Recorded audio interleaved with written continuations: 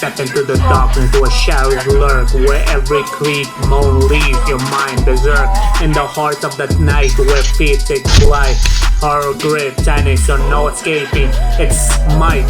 Haunted halls and with the echo with whispers untold, and chilling silence tales of our old from the deep of abyss where nightmares reside. A wave tale of terror, let your fear collide. Welcome to the realm where nightmares street, in the land of horror where only the brave survives. I feel the street down your spine, the chill in the air, in the kingdom darkness where we dare to share. Blood moon rise, casting shadows long, and the maze with fear where you don't belong. Eyes glow in the dark, watching every move, and this quest gained where nothing left to prove. Monsters under the bed, with ghosts in the mist, in the house of horrors with a soul kiss.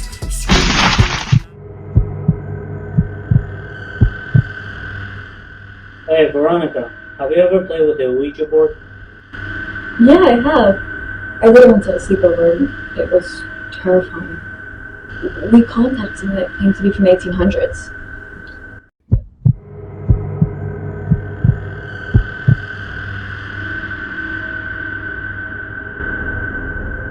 It was a stormy night, and the power was out.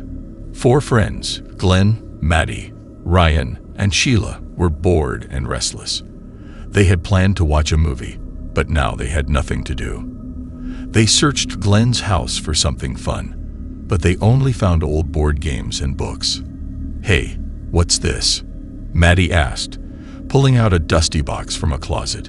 She read the label, "A Ouija, the mystifying oracle." "It's a Ouija board," Glenn said. "My grandma gave it to me when I was a kid. She said it was a family heirloom." "What does it do?" Ryan asked. "It's supposed to let you talk to the dead," Glenn said. "You ask it questions, and it answers you with this thing." He pointed to the planchette, a wooden piece with a hole in the middle. "Really?" Sheila said. "That sounds cool. Let's try it." "I don't know," Glenn said. "It's kind of creepy. And my grandma said it was dangerous. She said you never know who you might contact, and some spirits are evil." "Come on, don't be a chicken," Maddie said. "It's just a game. What's the worst that could happen?" Glenn hesitated, but he didn't want to look scared in front of his friends. He agreed to play, and they set up the board in the basement. They lit some candles and turned off the lights. They put their fingers on the planchette and asked the board, "Is anyone here?" Nothing happened. They asked again, "Is anyone here? What is your name?" Still nothing happened. The planchette did not move, and the board was silent. They laughed and joked, thinking it was a waste of time. Then suddenly, the planchette started to move. It spelled out Hello. The friends were shocked and excited. They asked, "Who are you?" The board replied, "I am Friend." They asked, "What is your name?" The board said, David. They continued to chat with David, who claimed to be a friendly spirit who died in a car accident. He said he was lonely and wanted to talk to them. He seemed harmless and nice, and the friends felt sorry for him. They asked him questions about his life, his death, and the afterlife. He answered them all, and even made some jokes. They were having fun until Glenn asked, "David, can you show us a sign that you are here?" The board said, "Okay." Then, the candles flickered, and the basement door slammed shut. The friends screamed and ran to the door, but it was locked. They tried to open it, but it was stuck. They banged on it, but no one heard them. Outside, the storm grew fiercer. Rain hammered on the small basement windows like an angry mob trying to break in. They turned to the board and saw that the planchette was moving by itself. It spelled out NOWYOBUAREINE. The friends realized that they had made a terrible mistake. They had not contacted a friendly spirit, but a malevolent one, a demon. David had made them forget to say goodbye, which was the only way to end the session and send the spirit back. By breaking the rules, they had opened a portal to hell and allowed David to possess the board and the basement. He had them in his grasp, and he was not going to let them go. They begged for mercy, but the board said, "Toolate." Then they heard a loud growl and saw a pair of glowing red eyes in the dark. They screamed, but no one heard them. They were trapped and doomed. In the flickering candlelight, Sheila noticed something on the floor, a circle of salt. Glenn had carried a salt shaker with him as always advised by Grandma. Grandma's words echoed in Glenn's mind. Salt protects against evil spirits. With trembling hands, they poured the salt around them, forming a protective circle. The red eyes seemed to hesitate. Then, with a screech, the growling stopped. The planchette moved again, this time furiously swirling around the board as if searching for a way in. The friends held each other tight, watching as the wooden piece scraped against the protective barrier of salt. "Remember what my grandma said," Glenn shouted over the sound of the howling wind that had started to seep in from the cracks in the foundation. "We must end the session properly." Maddie, her voice trembling, took charge. "David, we are ending this session. Goodbye." She moved the planchette to goodbye with a forceful push. A deafening silence fell over the room. The candles flickered once more before stabilizing, and the oppressive feeling of dread began to lift. The basement door creaked, and with a nudge, it swung open, revealing the dimly lit hallway above. They scrambled out of the basement, not stopping to look back. The Ouija board lay abandoned, the planchette sitting still on the goodbye. Once they were all safe in Glenn's living room, the power flickered back to life. The TV came on with a burst of static before settling on the late-night news. They sat in silence, each processing the night's events. Sheila finally broke the silence. "I think we should stick to board games without spirits next time." Maddie nodded, hugging her knees to her chest. "Agreed." Ryan stood up, peering outside where the storm had calmed. "At least we have a story to tell." "Right." Glenn, looking at the box that started it all, whispered, "A story nobody would ever believe." As they settled in, they all knew one thing for certain. Some board games were meant to stay in the closet, gathering dust forever. And then the secret of the scarecrow. That one reveals a dark secret, hidden in a small town. Ooh, I like that one. The scarecrow was more than just a decoration. It was tied to some creepy folklore, too.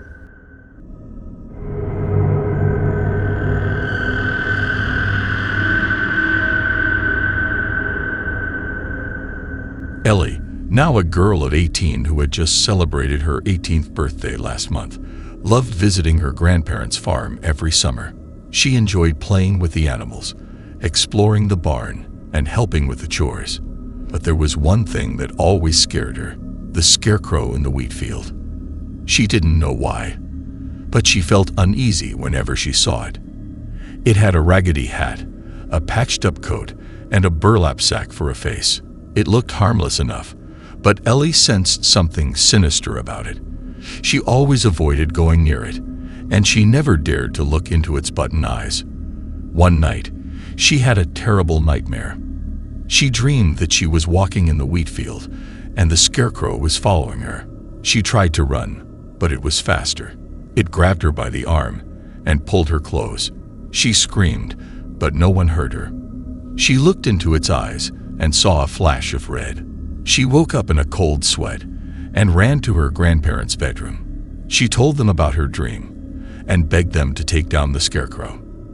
They tried to calm her down and told her it was just a bad dream.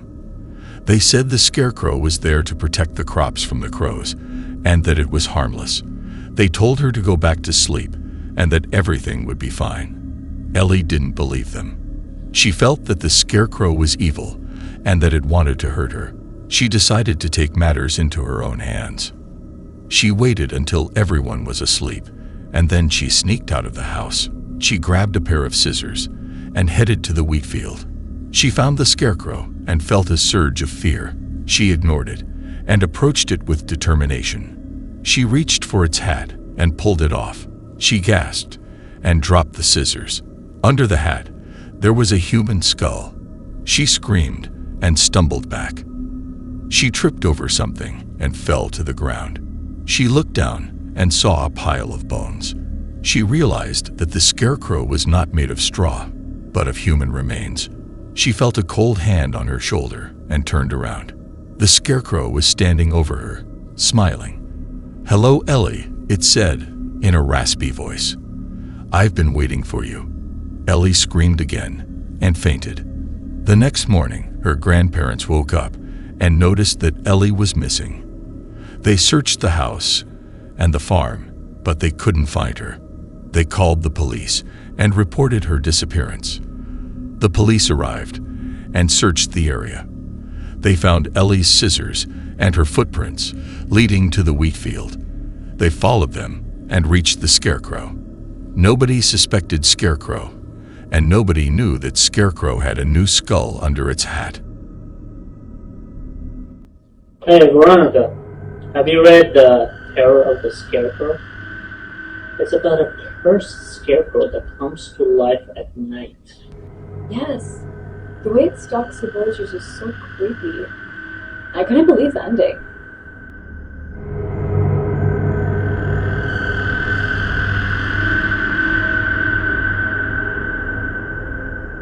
It was supposed to be a fun road trip for Jake, Mia, Sam, and Lisa.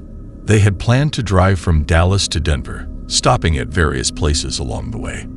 They had packed their bags, snacks, music, and a map. They were ready for an adventure.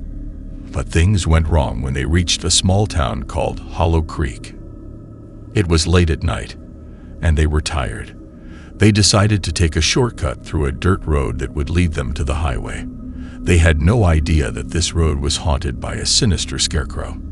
As they drove along the dark and dusty road, they saw a sign that read, "Welcome to Hollow Creek. Population 0."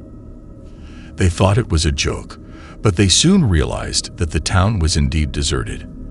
There were no lights, no people, no cars, only old buildings, broken windows, and overgrown weeds. They felt a chill in the air and a sense of dread in their hearts. They wanted to get out of there as soon as possible. But then they heard a loud thud. Their car had hit something. They got out of the car and saw that they had run over a wooden plank with nails on it. Their tires were punctured. "Damn it. Who put this here?" Jake cursed. "Maybe it was an accident. Maybe someone left it here by mistake," Maya said, trying to be optimistic. "Or maybe someone did it on purpose."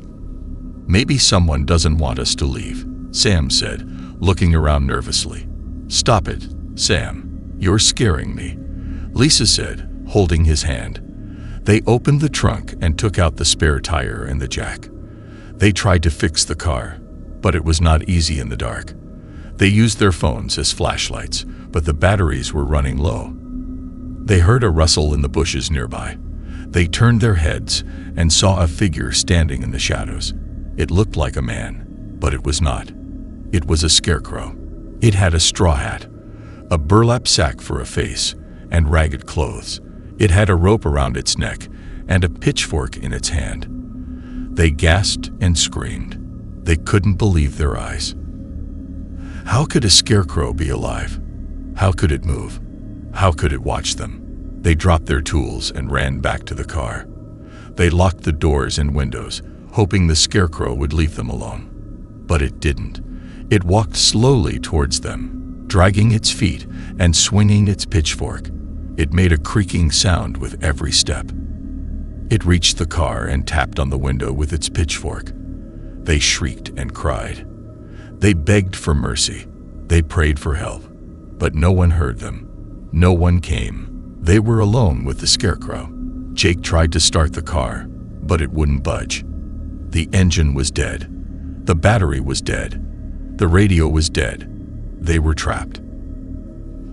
The scarecrow tapped harder on the window, cracking the glass. It smiled wickedly, showing its rotten teeth. It was going to break in. It was going to kill them. They had no choice but to fight back. They grabbed whatever they could find in the car: a wrench, a bottle, a knife, a lighter. They waited for the scarecrow to break the window, and then they attacked it with all their might. They hit it, stabbed it, burned it, but nothing worked. The scarecrow was not affected by their weapons. It was not made of flesh and blood. It was made of straw and evil. It grabbed Jake by his arm, lifted him up in the air, and impaled him on its pitchfork. Jake screamed in agony as blood gushed out of his chest. The others watched in horror as their friend died in front of them. They knew they were next. They knew they had no chance. They knew they had no hope. But then they heard another sound. A loud honk, a bright light, a big truck. It came speeding down the road, heading towards them. It saw the scarecrow holding Jake's body on its pitchfork. It saw the car with Mia, Sam, and Lisa inside. It saw what was happening. It didn't stop. It didn't slow down. It hit the scarecrow with full force, sending it flying into the air along with Jake's body. It smashed into the car, breaking the windows and doors. It pushed the car forward, away from the town, away from the danger. It saved them from the scarecrow. It saved their lives. They were stunned. They were shocked. They were grateful. They thanked the truck driver, who was a kind and brave man. He said he was passing by and saw the trouble. He said he had heard stories about the scarecrow in the town. He said he had to help them. He took them to the nearest gas station, where they called for help. They told the police what had happened. They told them about the scarecrow and the town. They told them about Jake. The police didn't believe them. They thought they were lying. They thought they were crazy. They thought they had killed Jake themselves. They arrested them and took them to jail. They were not free. They were not safe. They were not happy. They had escaped from the scarecrow, but they had not escaped from their fate.